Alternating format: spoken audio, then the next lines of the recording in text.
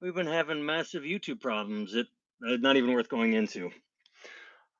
Okay, that's enough bleed because every time I say "idiots on parade," the too ugly for TV podcast, right away the recording cuts it off. But we mock the news, so you don't have to. Yes, I am Nathan Timmel, stand-up comedian in Iowa City. With me, as always, is Jake Vevra, stand-up comedian in New York City. Hello, Jake. I'm not gonna lie, it's fucking horrible. I am in what the kids call immense fucking pain. I jacked my back on Wednesday, and it is not getting better. We're 2 days later. I've been doing nothing but eating ibuprofen like it's candy. I've been alternating heat and ice every day. I wake up and it feels like everything on everything says, oh, a back injury, you rest it. So during the day when I get a little movement, it feels better, but at night it just fucking locks up and all the muscles tense up and I have to get them loose again. But yeah, I am. Oh, I didn't twist it. I was deadlifting at the gym, and I lifted a amount I'd lifted a million times before. It wasn't like I said, "Yeah, I'm going up to 5,000 pounds" and cranked it. I just did like I always do, except this time when I went up, I felt it go. Like I went back for a second one. I'm like, "Oh, is that?" And I'm like, "Nope, I'm done. That's it. I'm done." And since then, it's been so. Doesn't really hurt at the time, but somehow you just kind of know. And then like a day later, it's fucked. Heard it was not that bad. Like it's getting progressively worse, I would say. I mean, the more it, and I think I fucked up the day I heard it. What happened was I knew that something was wrong, so we have one of those, I guess, sharper image cell, but a back chair that you plug in and has little rollers and heat, a massage chair. But you're supposed to ice it first. So what I did is I had the back injury and then I just rolled the muscle and heated it up, and that might not have been the thing to do. I got it really bad one day. The last couple bad back ones I had weren't even lifting heavy stuff. It was just you know what it is I'll wake up in the morning, and if I try to just kind of bend down and pick up something small, but I haven't like stretched or whatever, or just not even necessarily stretched, but just been awake long enough to where the back just kind of, I don't know, sets itself, does whatever those fucking little spine columns, vertebrae, I think they call them, whatever the hell that needs to happen just doesn't happen. And then I pick something up, just little, twist a little funny, and then boom. This is Luda Jesus, or Jesus said sup. Hey, we're talking about how my bad back. I threw my back. I wrenched it doing deadlifts. Um, my son and my puppy, our dog. My son wakes up like, "Hey, buddy, time to get for school." He goes, "Hold on, I got to stretch." And the first thing he does is stretch. And the puppy, the dog, the first thing gets up, jumps out of bed, and does downward dog. And I'm like, that's just smart. I got to get up and stretch because I am. Yeah. Oh, foodie retracted don't ever retract a message. You get to say whatever you want to us here. You can insult me for being a back pussy if you want, but yeah. Putting Kanye West lyrics the entire time, the recent stuff. Area. Well, or no, that was yours. I'm gonna push that off on Jake. Ugh. I legit put a food recipe out there. I was like, dude, I want to hear this. Trying to learn English but unable to understand our accent. We don't have accents. We're both from the Midwest. We don't we have the Midwest accent, which is what they used to teach news anchors. They used to teach news anchors the Midwest accent because not even in Boston. When I lived in Boston, they would farm out the news anchor jobs to others because nobody wants to tune in like, "Hey, it's going to be really cold today in the Harvard Yard." Nobody wants to listen to. So you can't understand our accents. You're fucked. That. You don't want that. Titus says, "Hey, buddy." Friend says, "You listen to Lorna Shore while deadlifting. You shouldn't be in this situation." Is that a is Lorna Shore? Is that a joke I don't get, or is that an actual like someone that could teach me how to weightlift? Out. I don't know who she is, man. Maybe she's some weightlifting guru, gonna keep you from fucking your back up there.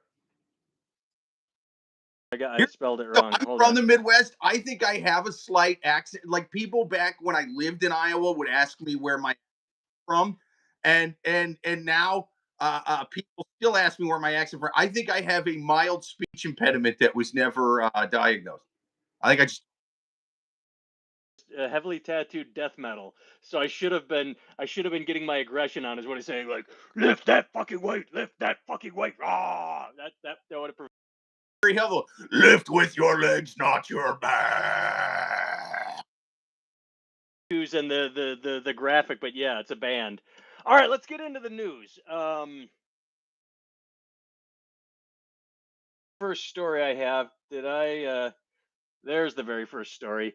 All right, when Trump was elected, people were saying, "Oh, it's going to be like The Handmaid's Tale," and the counter argument was that, "Oh, you're just being, you're over the top." Well, we actually have it happening now.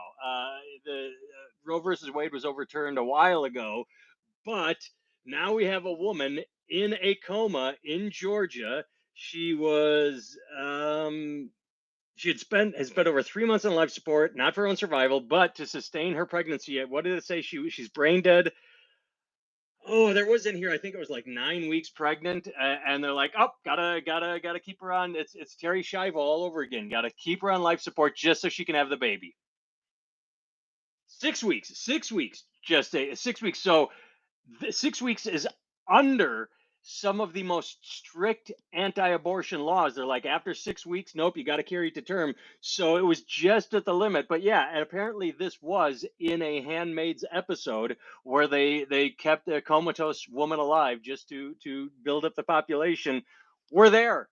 Art and life have commingled. Something tells me that the state of Georgia will not pay to raise the kid. Seeing as there's no mother, it's the state of Georgia is going to say that dead mother needs to pull herself up from her dead bootstraps and pay for your lunch. Uh, Pickle says you look like my gay neighbor. I'm gonna take that one. I'm gonna say that he's talking about me. I'm gonna take the gay neighbor. That's a compliment compared to what Alex in the chat called. Yeah, thanks. Yeah, I get it. You. Well, Michael added feta cheese to the recipe and didn't get diarrhea. I think so. We're good. Oh, Todd, we are in the Zardoz timeline, and not even a Sean Connery looked good in a red diaper. Is that a Highlander reference? Now I don't know. It was a sci-fi movie that Sean Connery did. It was a really bad movie. He had like a, if I remember right, he had a ponytail, but he had this weird red diaper thing. He was like on another planet or something. I don't know that I've ever seen the movie, but either way, It's one of those. It's so bad. It's kind of fun to watch. You know. I go back and rewatch it. I haven't seen it in years, man.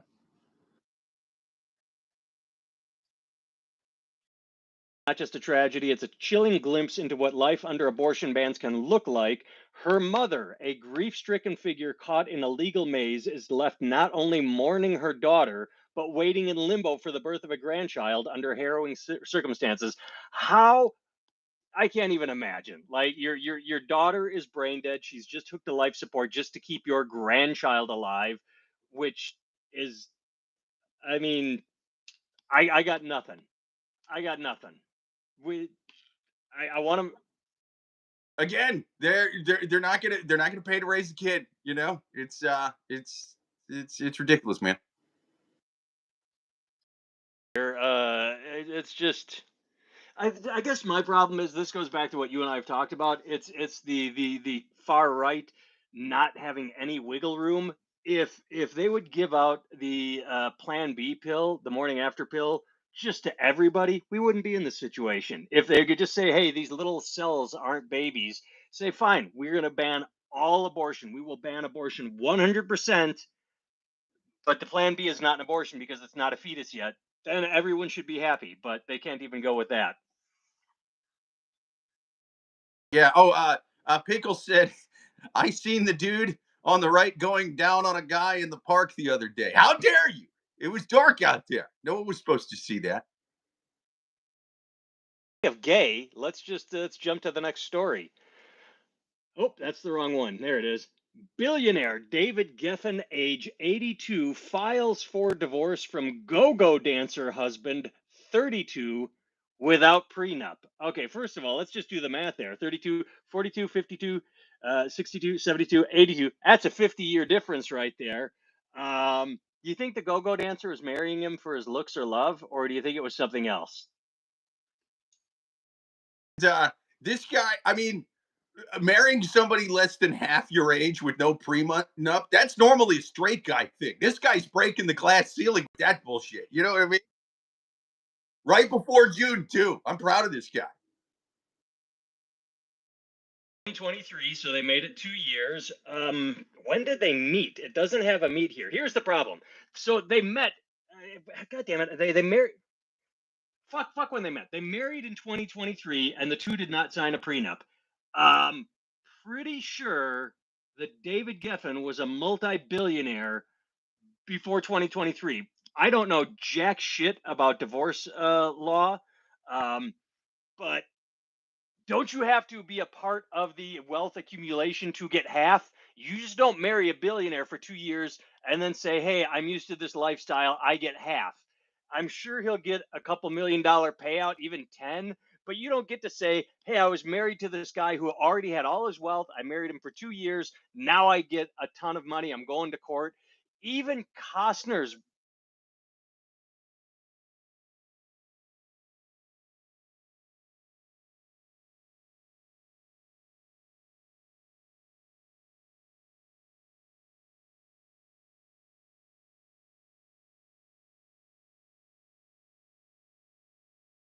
threw that prenup in there is what got me because it shouldn't be that big a deal, like you just said. So 1 year. Oh no, I think David Geffen can handle it. And we have to remember this is the same David Geffen who there is no God, there is no karma. This is a guy that during COVID posted from his where do I have it $590 million yacht. Hey, I hope everyone's To say I didn't know anything about that guy. yeah. He's staying safe out there. And he posted a picture of a sunset as he's just floating around the world. Everyone's trapped in their apartment or their house during lockdown. He's just on a $500 million yacht, sailing around the world and saying, hey, everybody stay safe. Now ex-husband who posted that. I'll bet he posted that. And David Geffen was like, what are you doing? This is gonna look bad. The whole world locked little apartments. Because when they got married, oh, they met in 2020. He was serving. This gets good. He was serving as a personal trainer for Geffen. So yeah, he was teaching him how to keep that the 80-year-old body in shape. And then they got married, and now they're getting divorced. Oh, love is sad. So 2020 could have been during COVID. He could have posted that. It could have been playing the long game. If only David would have talked to like one of his like straight billionaire friends and been like, hey man, I'm marrying somebody half my age. How does this normally go when you guys do it? Should I get some paperwork? Should I get some lawyers involved? Now the article did you read? Whole thing. I mean, I don't know if I caught word Well, for here's the former girlfriend revealed she only knew him to date other women. But due to the fact he liked adventure and would dive headfirst into situations, she wasn't shocked by his marriage. I wouldn't be surprised. I mean, he's very attractive. He would tell me people just assumed he was into guys from what he posts on Instagram. So he dates women, he meets a multi-billionaire, gets married, and now he can retire. He gets a year payout. He if he doesn't live like a king, if he invests the money, if he doesn't blow it all on like a Maserati or something, if whatever the payout is, he could retire on that. goes both ways, whatever. I know I am married to a woman. Despite what the comments have said, I did not blow a guy in the park. However, if a guy in the park has $6 billion, I will leave my wife and kids right now. I don't think you really. NBA to be into $6 billion. Should stream in 720p. What are we in right now, Sophie and Ken? Because a quick side note. We were talking before how we started casting. We've been having incredible problems with the rebroadcast, the download. So for the Jake just disappeared and he's back. I could change it, but all I do is turn my camera off. I guess I'll look into it, but every week I see Jake nonstop. He does not video. There are all sorts of breaks, and it's on both of us. So why the fuck do we see it live without problem? And it's okay. So Todd says it's stuttering. So I see Jake completely clear, and everyone says it's stuttering. Is there a way we can switch that during, or is it something I have to do the beforehand? Think beforehand, man. Yeah, I'm gonna have to reset it this week. And right now, I'm not seeing nothing on mine. Yeah. All right. Well, there's nothing I can push to change it right now. 720 and stuttering. Well, maybe see. God damn it! I can see Jake completely clear next week. So I don't know what to say. I really don't. We thought we had this solved because Zoom was fucking up so bad, and yeah.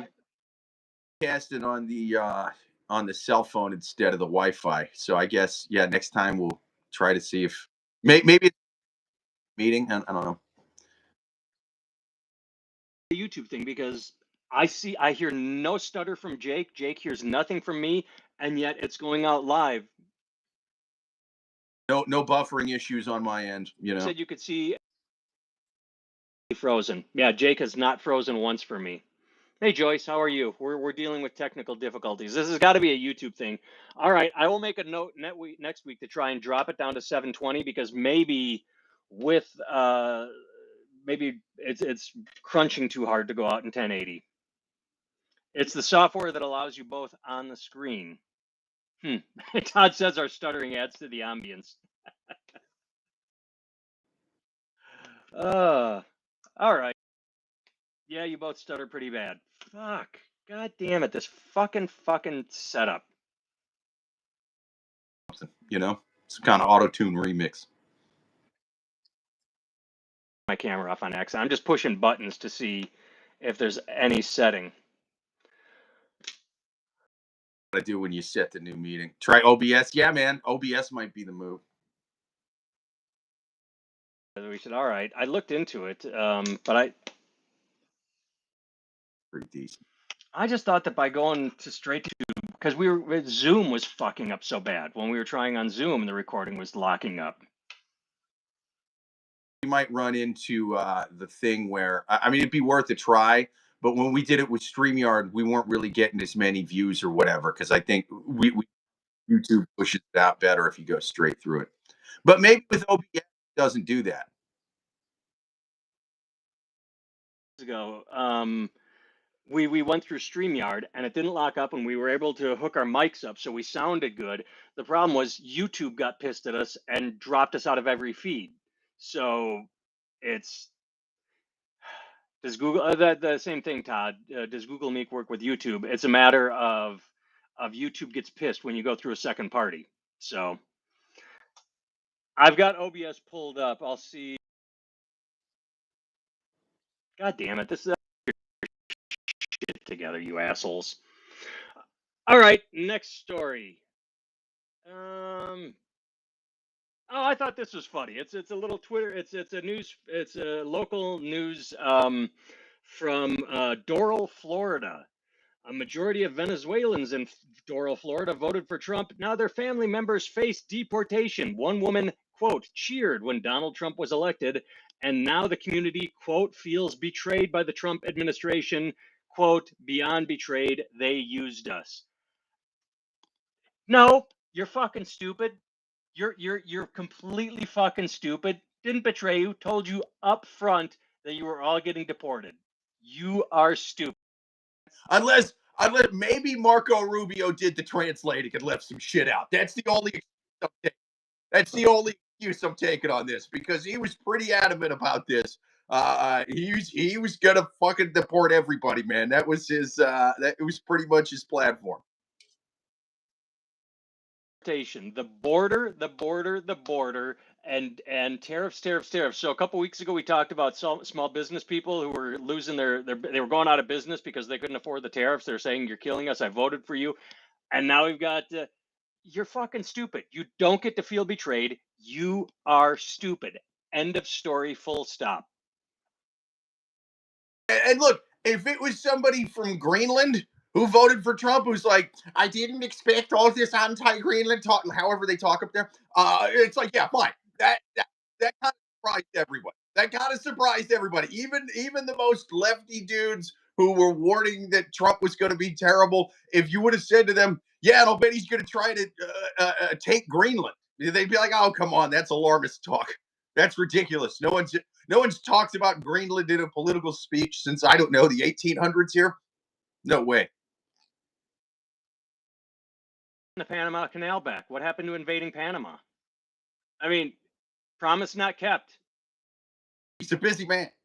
Well, still, I hope whenever he 2022 that they say Donald Trump promised us the Panama Canal. Where was the invasion? About the Panama Canal for like a month, and then just hasn't spoken about it since then.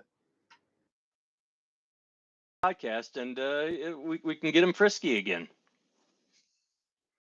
Yo. All right. A couple weeks ago, and I delved into the world of contemporary art, and we're doing it again. Italian artist sold an invisible sculpture at auction for $18,300. In 2021, this is an older story, but it just popped up again because the date line is in 2021, Italian artist Salvatore Garau sold an invisible sculpture for 13,000 euro, providing the buyer with a certificate of authenticity to confirm its existence. Go fuck yourself, art world. Go fuck yourself. Oh my god.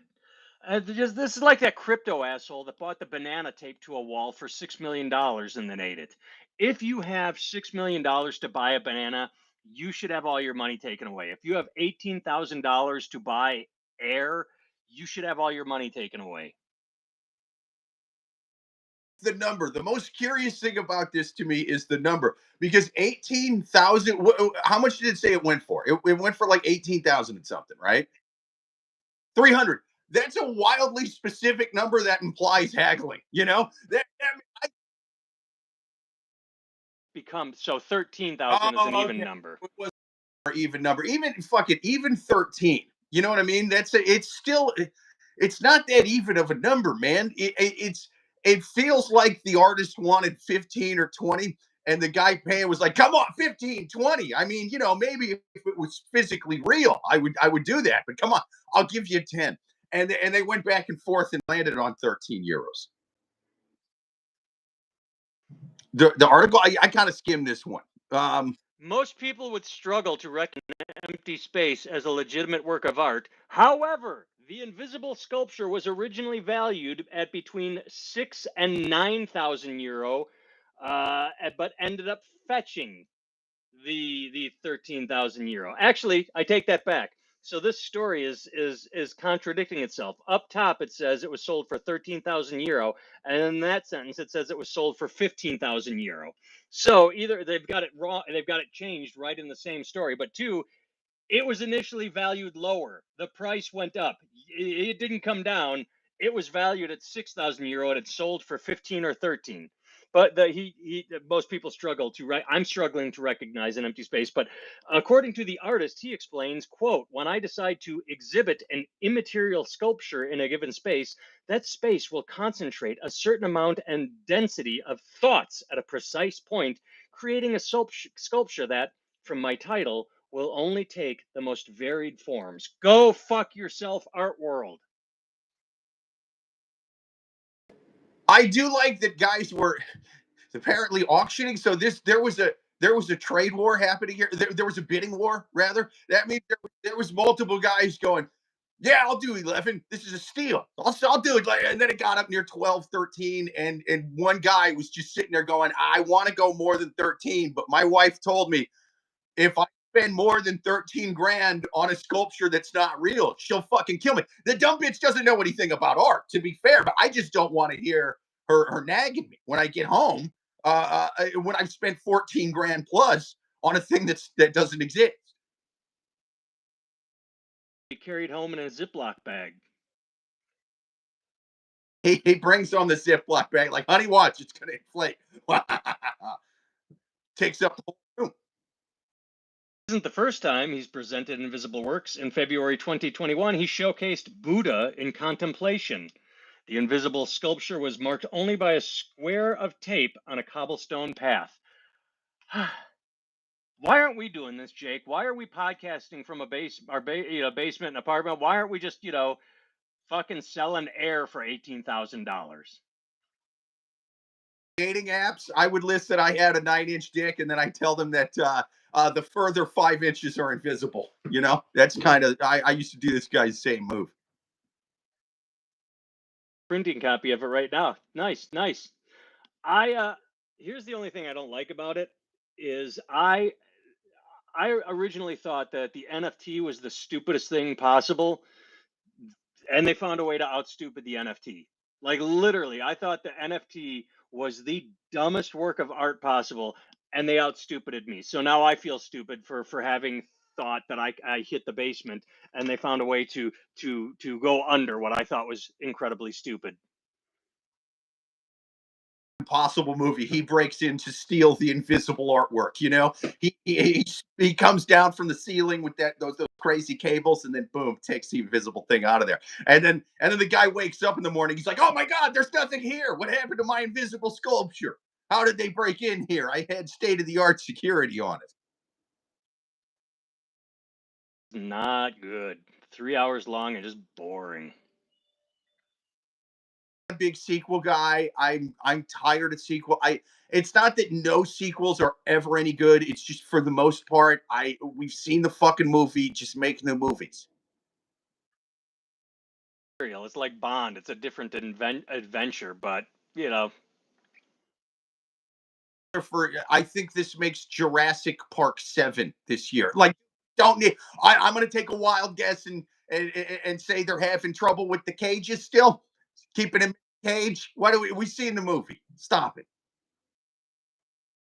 Jurassic Park wasn't good, and so not. No, no, nope. I saw it in the theater, hated it. Did not see it again until I had kids. They watched it a couple months ago. I'm like, this is objectively bad. Like it's bad. It is not a good movie. I'm a little bit younger, despite the way my face looks.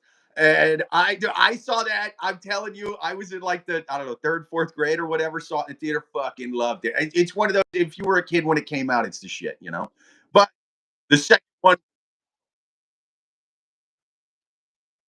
Now that he said that, oh yeah, I look like I could be your. I look like I could play your principal in a fucking high school movie. actually a story. This is an update. We talked about the racist woman in Minnesota who dropped the N bomb on a child and raised over $700,000 because now I knew that she wasn't using The fuck doing comedy. We got to sell invisible art and yell racial slurs to kids in videos. Apparently, Tagam. Tagam is loyal, and it's too stuttery for him. Yeah, that. Fuck you, YouTube. Fuck you, YouTube. Oh, you suck so bad, YouTube. All right, next week 720. Anyway, I knew it wasn't GoFundMe because GoFundMe they cancel fundraisers all the time if it doesn't match their criteria. Um, but so we have to pause. Get tired of liars is saying maybe whoever is not talking, if we talk over each other, it fucks us up. Give, Send, Go. I had never heard of Give, Send, Go until the Minneapolis woman. Well, guess what? It's a Christian fundraising site. It's specifically launched to be the Christian alternative to Kickstarter or GoFundMe, and that's of course why it raises money for Kyle Rittenhouse or a racist woman, or the founders perceived GoFundMe to have an anti-Christian bias, or they actually had morals, they had dignity, unlike this, who obviously has a um, relationship to right-wing extremism. Uh, they had hosted over 230 fundraising campaigns tied to extremist groups and causes. Uh, yeah, it's not Christian. I'm wondering if the organization itself is really like a super religious organization, or if they're just kind of labeling themselves as such to kind of just skirt maybe tax laws, maybe censorship laws, something like that. You know what I mean? Like, oh well, this is a religious organization, so if you shut us down, you're like trampling on our freedom of religion. That, I mean, maybe that's kind of the angle they're going, because I say that because it claims to be a Christian organization. Um, I have a GoFundMe on there to buy invisible sculptures for Hamas, and it's raised over 13,000 euros so far. So that means the Hamas tunnels are going to be decorated with multiple invisible sculptures by the time I'm done with it.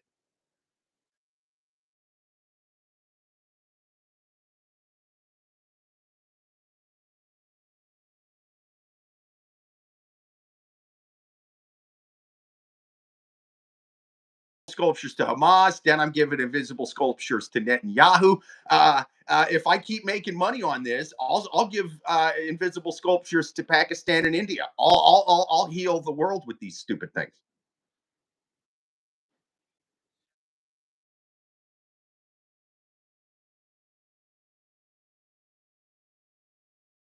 I paused and then read every time one of you talks, the other freezes.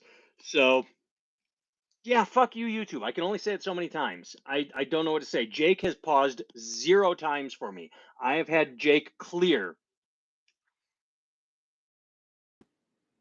All right, final story, and I saved biggest story for last. This is the one I do not think is getting enough coverage.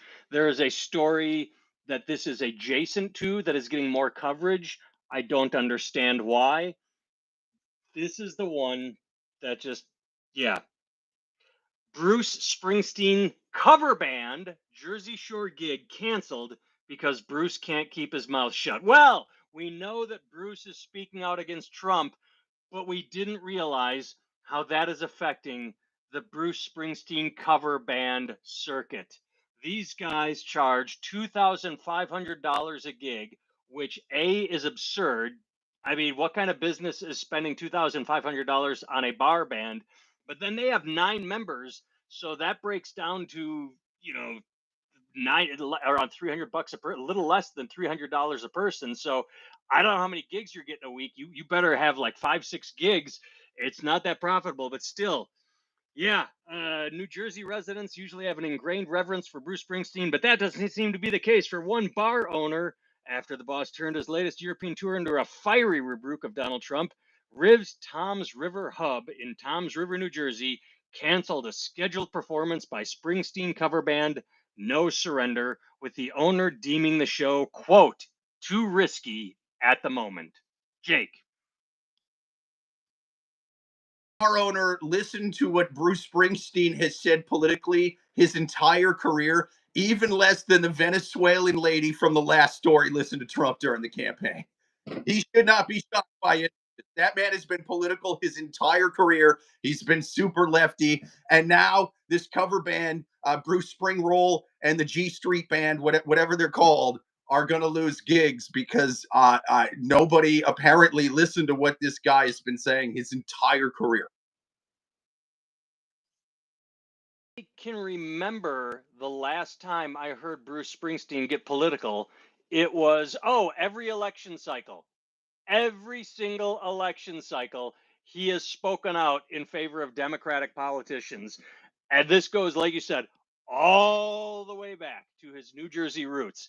When a person, Songs too that are pretty left leaning. So I, it's one of those things where I'm like, what do you? I mean, it's He's been in music for like 85 fucking years and has been fairly left leaning the entire time.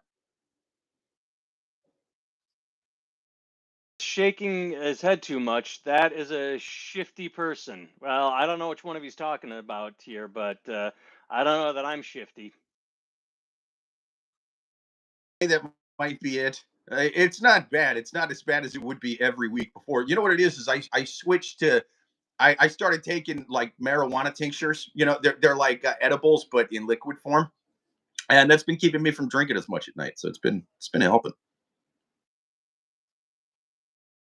They're beloved musicians and millionaires in their 70s. They're going to be fine. True, Bruce is doing fine. He's not going to go broke. I saw a bunch of people saying that he lost a $12 million Jeep contract because of this. I think he's going to be fine. Tony says the ones that scream the loudest have the most to hide. That's usually the case. That's what it comes with anti-gay politicians. They're screaming about anti-gay, and yet they're usually the gayest.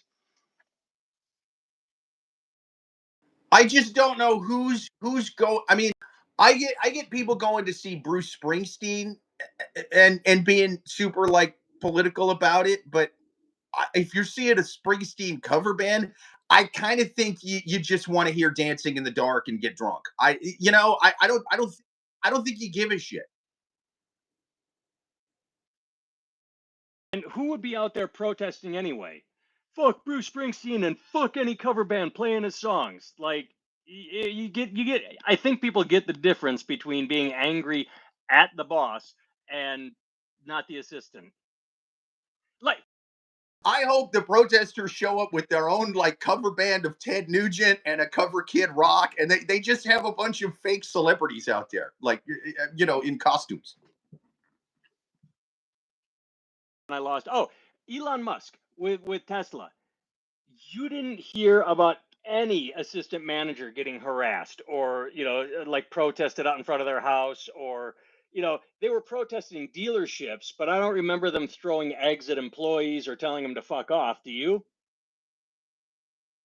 For sure. Like Fox would have been blasted that everywhere. If anybody wasn't here for the opening, I am in pain even sitting down, so we're gonna sign off here. I fucked up my back deadlifting on Wednesday. It is Saturday as we record. Plus, this is stuttering, and I want to get on this problem. Jake, I'll text you. Maybe we'll try like a quick live in a little while, or why don't we just stay on? Let's just jump back in. Stay by your phone. I'm gonna check some settings and see if we can go live for 2 minutes.